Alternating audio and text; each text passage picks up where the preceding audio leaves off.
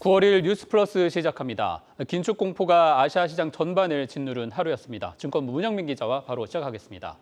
오늘 2,400선을 정말 아슬아슬하게 지켰어요. 시장 분위기 먼저 정리해 주시죠. 우선 상승하나 싶었던 코스피 지수는 오후 2시를 들어서 하락 전환했고요. 결국 2,410선을 내줬습니다. 네. 이 개인 투자자의 저가 매수세의 유입이 계속됐지만 어제와 마찬가지로 외국인과 기관의 매도세가 강했던 탓인지 지수는 결국 무너졌습니다. 네. 특히 삼성전자는 전거래일보다 1.54%, SK하이닉스 역시 0.76% 하락했고요. 어제에 이어 이틀 동안 큰 폭의 하락을 보였습니다. 또 수급 주체별 매매 현황을 한번 살펴보겠습니다. 개인은 2,916억 원을 사들였고요. 외국인과 기관은 각각 1,764억 원, 1,356억 원을 팔아치웠고 외국인 기관, 지금 이거래일제 동반 매도세입니다. 네, 외국인의 매도세 도대체 언제쯤 멈추는 건지 좀 상당히 시장에서도 걱정하는 부분이 많은 것 같습니다. 그런데 놀라운 것은 바로 오늘 환율의 움직임입니다. 이 원달러 환율이 굉장한 흐름을 보였어요. 맞습니다. 오늘 외국인의 순매도는 이 강달러 현상에 따라서 우리 증시에서 이탈이 심해진 것으로 보입니다. 네. 이 원달러 환율 또 한 번 연고점을 갈아치웠는데요.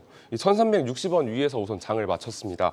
1,356원에 장을 시작한 이 환율은 1,352.5원까지 초반에는 하락했으나 이 오전 11시부터 다시 상승 반전했고요. 상승폭을 키운 뒤 결국 장중 한때 1,363원까지 올랐고 1,362.6원에 장을 마쳤습니다. 지난 2009년 4월 21일 장중 1,367원을 기록한 이후 13년 4개월 만에 현재 최고치입니다. 네, 원달러 환율이 정말 무섭게 오르고 있습니다. 미국 달러 환은 20년 만에 최고치라고 하죠. 문 기자, 이러다가 원달러 환율이 한때는 1,200원 선이었지만 이제는 1,400원 선도 바라보게 되는 그런 상황 같아요. 맞습니다. 지금 증권업계에서 그다음 방어선으로는 1,380선을 평균으로 제시하고 있습니다. 상당히 또 오른다라는 전망이군요. 그렇습니다. 달러화 강세는 계속해서 지속될 것이라는 의견에 좀 무게가 실렸고요. 네. 또 1,400원까지도 오를 수 있다라는 전망이 조금씩 나오고 있습니다. 이 지난 증시 프리즘에서 제가 계속 설명했던 바지만 유럽의 어떤 에너지 대란이나 또 중국의 경기 침체로 인해서 이 주요국 통화가 현재 가치가 좀 떨어지고 있는 상황이고요. 네. 이에 따라 이 달러화의 강세가 이어지고 있습니다. 지난달까지만 해도 사실 외국인은 이 원달러 환율이 높은 상황에서 또 우리 증시에서 순매수를 이어갔었는데요. 이 원달러 환율 상승의 원인이 원화 가치 약세가 아니라 앞서 말한 이 주요국 통화 가치 하락에 따른 상대적인 것이라고 해석한 겁니다. 하지만 어제 발표된 이 우리나라 8월 무역 적자가 7월과 비교해서 2배가량 커졌고요. 특히 중국을 대상으로 한 무역에서는 우리나라는 4개월 연속 적자를 기록하고 있습니다.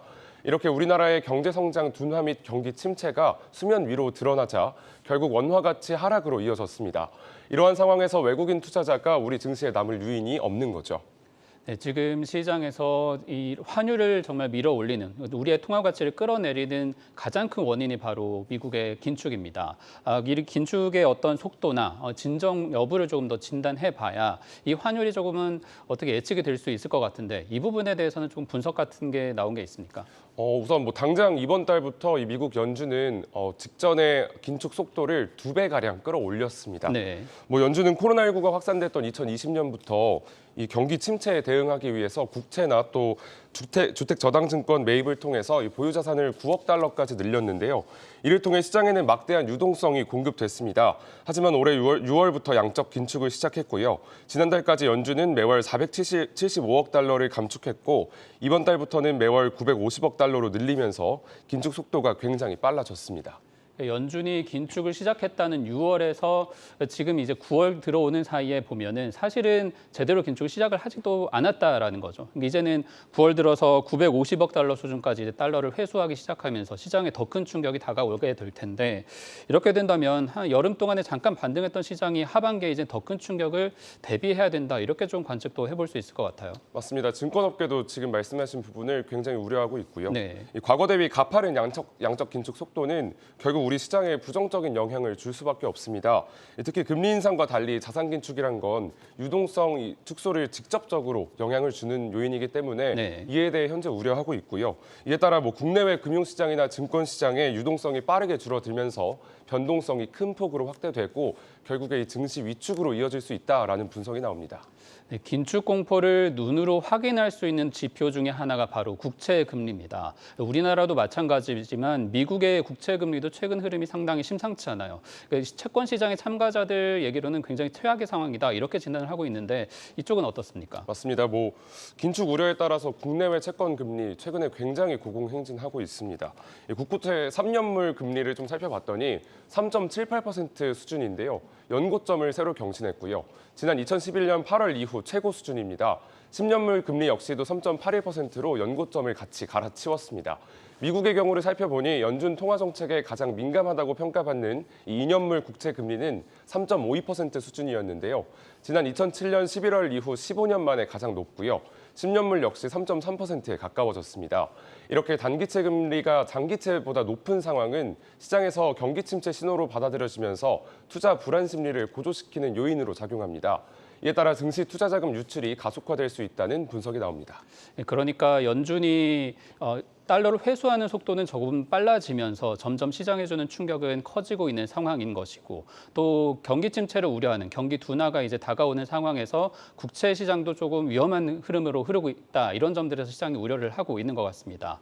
일단은 거시경제 부분에서 쉽지 않은 상황이기 때문에 지켜봐야 될 부분이 많겠습니다만 시장 참가자들 입장에서 보는 종목들을 먼저 조금 더 지켜볼까요? 어떤 종목들 오늘 좀 움직였나요? 오늘 하루 가장 많이 좀 상승했다고 평가받는 LG 에너지 솔루션인데요. 네. 오늘 하루에만 4% 상승 마감했고요. 장중 한때 5%가 넘는 상승률을 보이기도 했습니다. 오늘의 상승세는 어제 장 마감 이후 전해진 LG 에너지 솔루션과 미국 제너럴 모터스의 합작 미국 현지 공장에서 이 전기차 배터리 시제품 생산을 시작했다는 소식 때문인 것으로 보입니다. 또 최근 LG 에너지 솔루션은 일본 완성차 업체 혼다와 손잡고 미국의 배터리 합작 공장을 설립해서 2025년 말부터 파우치 배터리 셀 및 이 모듈을 양산하기로 했는데요. 이렇게 LG 에너지 솔루션이 미국의 인플레이션 감축법에 따라 미국 현지 생산을 늘리고자 하는 이런 광폭 행보 때문에 투심에 긍정적으로 작용한 것으로 보입니다. 이에 따라 이번 주 외국인과 기관이 가장 많이 사들인 종목 2위와 3위에 각각 이름을 올렸고요. 특히 외국인은 지난 7월 25일 이후 29거래일 연속 LG 에너지 솔루션을 순매수하고 있습니다. 하락장에도 경제 실적을 확인할 수 있는 기업이다 보니까 LG 에너지 솔루션 같은 경우에는 오늘 같은 장에도 올랐던 것 같습니다.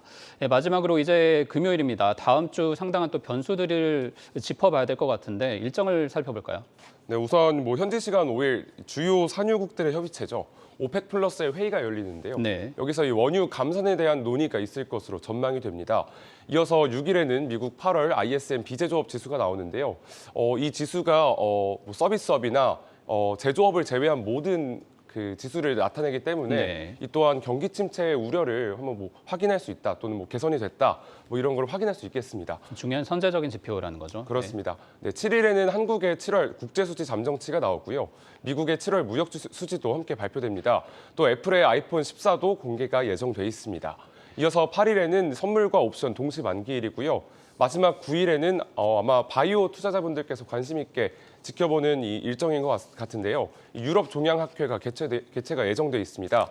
여기에 이제 셀트리온이나 HLB 등 국내 굵직한 바이오 기업들이 참가해서 네. 임상 시험에 대한 결과를 발표한다고 합니다. 네, 다음 주에도 상당히 큰 이벤트들이 즐비어서 있습니다. 시장의 흐름들을 좀 점검해보면서 참가해야겠습니다. 지금까지 문영민 기자였습니다.